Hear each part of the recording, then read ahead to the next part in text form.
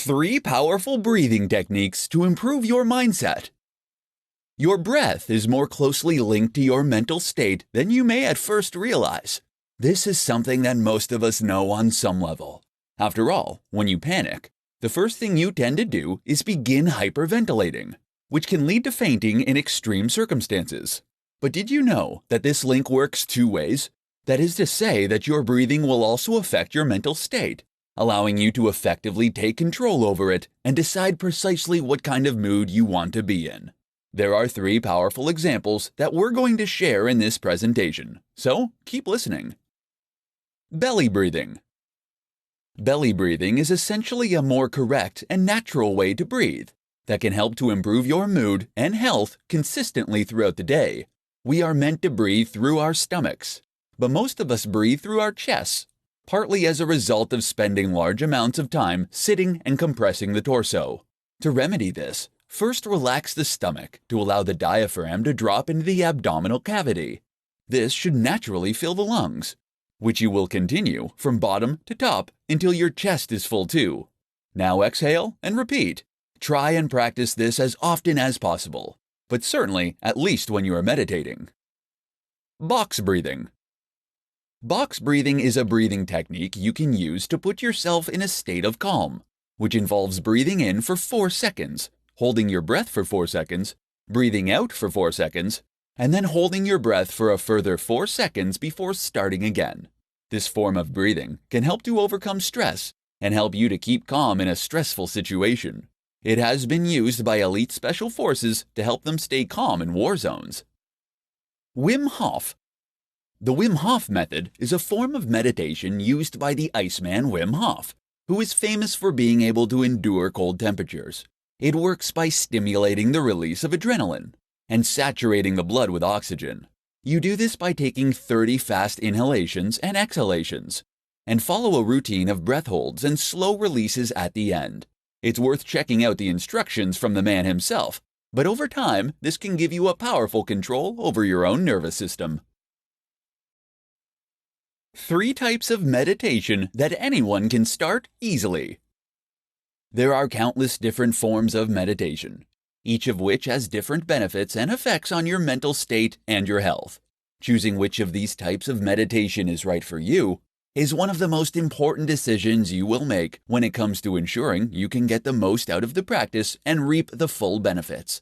Keep listening, and we'll go over 3 types of meditation that will lend themselves perfectly to those just starting out. Mindfulness. Let's start with one of the most popular forms of meditation currently, mindfulness. In mindfulness meditation, the objective is to be more mindful of your own thoughts, simply to better understand what you are thinking and how that's affecting your mood and your well-being. Eventually, mindfulness meditation will allow you to be more aware of your own thoughts and feelings at any given time, effectively turning any activity into a kind of meditation. Gazing meditation. Gazing meditation is a kind of meditation that involves, you guessed it, gazing. Here, you will gaze at a specific object in space, with good candidates being a running river or a flickering candle. This can serve as a powerful aid for those who are new to meditation. Another option for gazing meditation is to try utilizing wide-angle vision. This means using your peripheral vision in order to take a broader view of your environment. That in turn helps to calm anxieties, seeing as tunnel vision is associated with stress and the fight or flight response. It also helps to remove any focus, thereby making it easier to empty the mind. Nada meditation. Nada meditation is a form of meditation that involves listening to sounds. This could mean listening to a specific sound. Once again, a river is a popular choice, as is a crackling fire. Or once more, it could mean listening to all the sounds at once, attempting to take in as many sounds as possible. It's funny when you stop and listen just how many things you can hear that normally would pass over you unnoticed due to your laser focus. Finally, you can use nada meditation by listening to music and losing yourself in it. This is a strategy that many people feel more comfortable with, and that can be very enjoyable. Pick a classical piece of music or something else without words.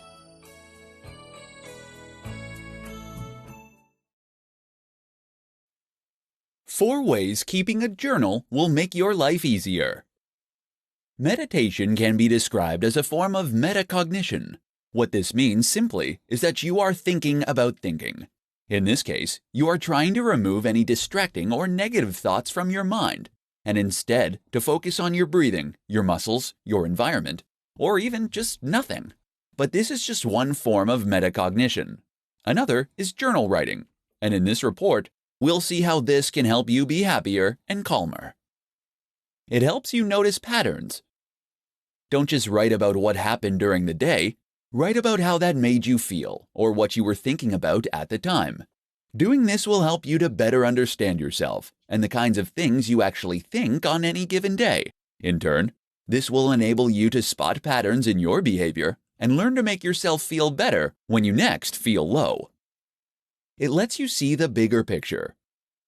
It's very easy to get caught up in the here and now and to forget the long-term vision of what you want to accomplish or how your year has played out.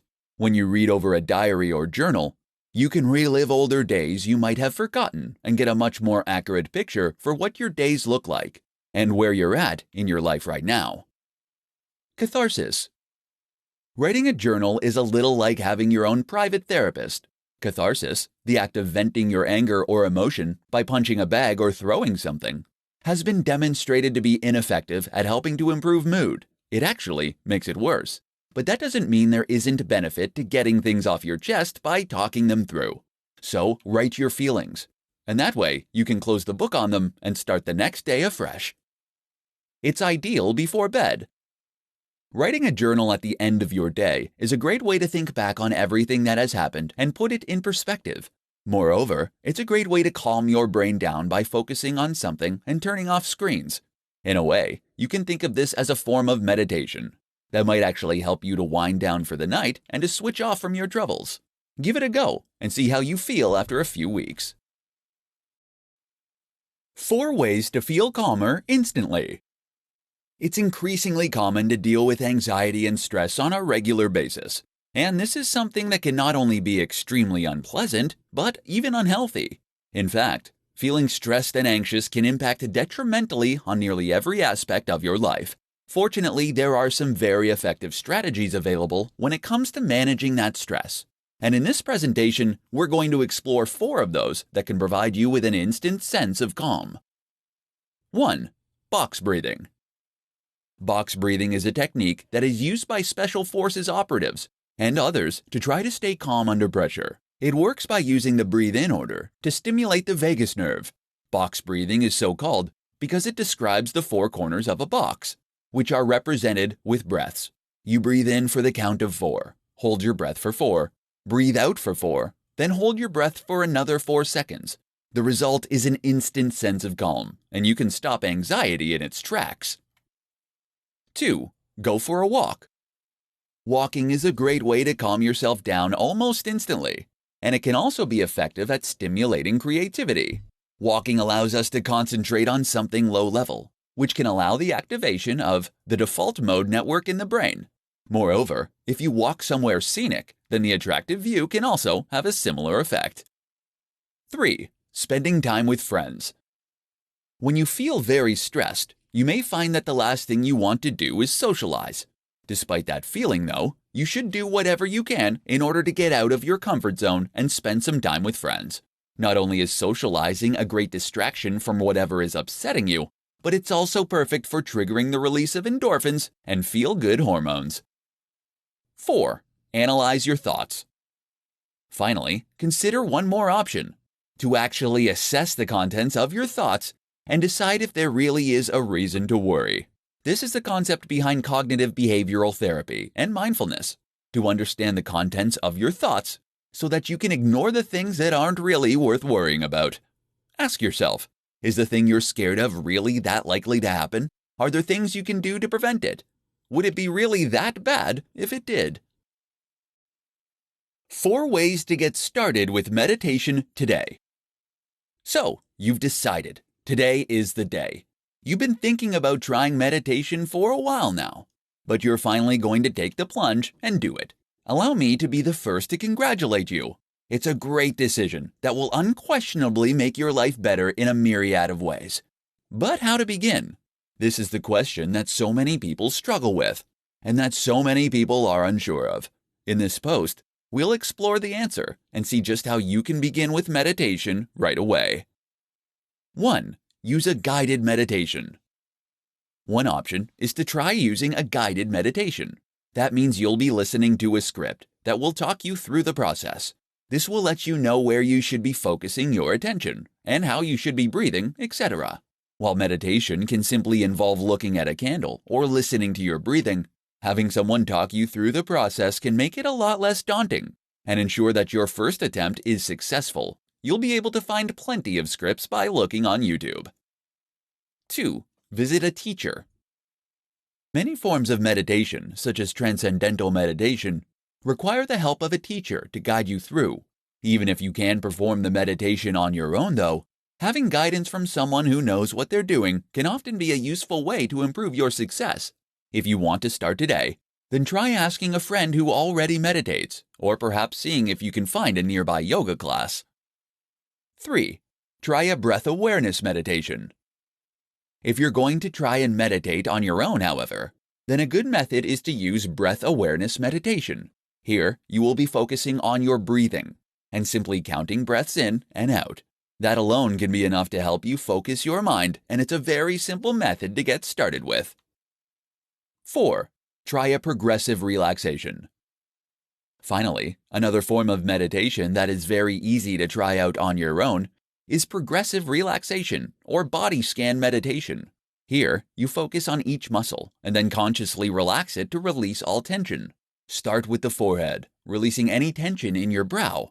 Then move on to your ears, jaw, neck, shoulders, chest, and so on until you reach your feet. 5 reasons to try mindfulness meditation right now. If you've heard anything about meditation lately, then it's probably in the context of mindfulness meditation. This is currently a hot topic in self-development crowds and has quickly risen to prominence owing to its simplicity and effectiveness. Mindfulness meditation basically involves not trying to empty your thoughts, but instead simply assess them in a disengaged and dispassionate manner. In this presentation, we'll be looking at 5 reasons that this is a very good thing. 1. It provides a sense of calm. Meditation of any kind gives you an instant sense of calm that can help you feel much better and much more relaxed in an instant. Meditation has been shown to create theta and alpha waves in the brain, which are linked to calmness and restfulness. They also aid with creativity. 2. You'll learn about yourself. The other big benefit to meditation is that it helps you to be more in tune with your own thoughts and emotions. Have you ever had a slight feeling of anxiety, but not really known where it's coming from? We've all been there. With mindfulness, though, the idea is that you better understand what is causing that emotion and can therefore remove it. 3. You'll improve your state of mind. A combination of practice calm, along with a better understanding of what riled you in the first place, can eventually lead you to a point where you feel much calmer and happier all the time. You'll become unflappable, and you'll even learn to appreciate the things you already have in life. 4. You can do it anywhere. One really interesting concept is mindfulness washing up. The idea behind this is that you're going to wash the dishes, but while being mindful. In this case, that means focusing purely on the washing up, on the motion of it, and the way it feels.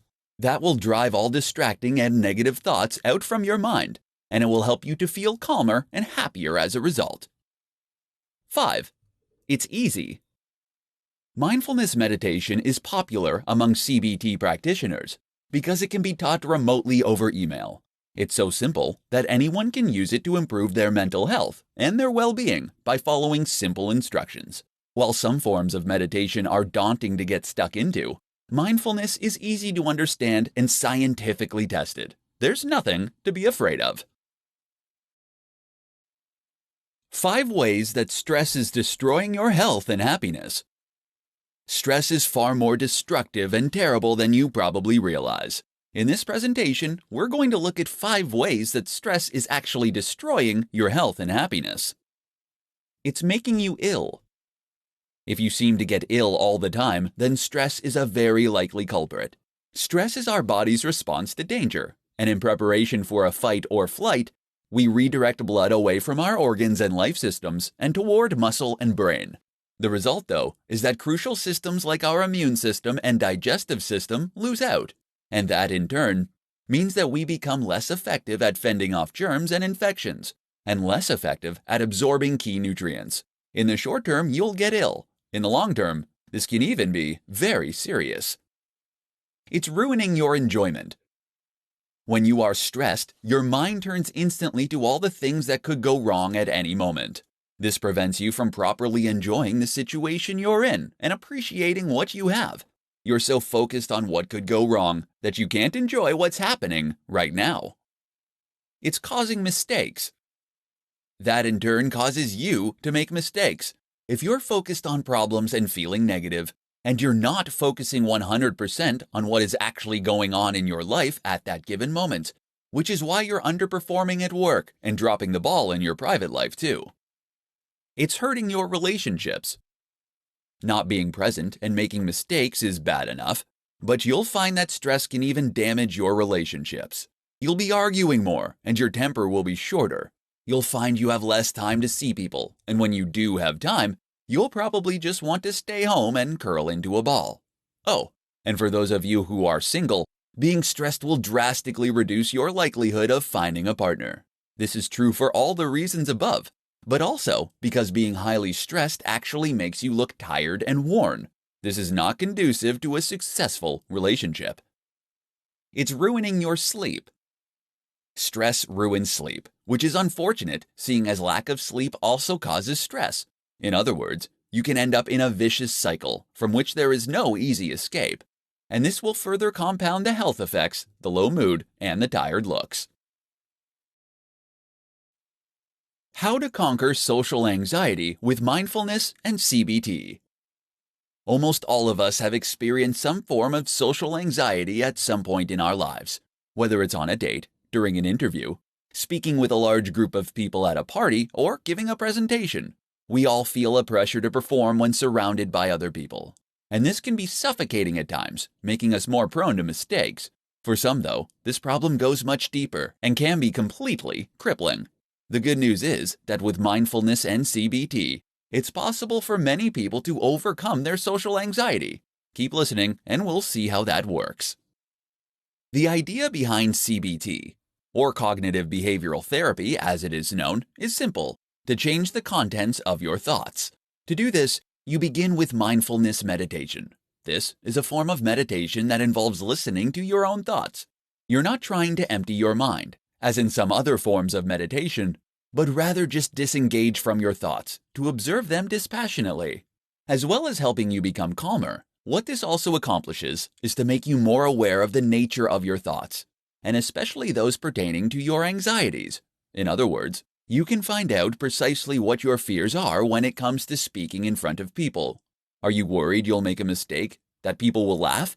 From here, the next step is cognitive restructuring, assessing the nature of those thoughts and seeing how accurate they are. Are you justified in feeling stressed? For example, how likely is someone to laugh at you if you stutter or make a mistake? Are people really so unkind? And if you take your time before speaking, how likely are you to make a big blunder? Is the topic of conversation really that important anyway? And what does it matter what a stranger thinks of you? This is called thought challenging.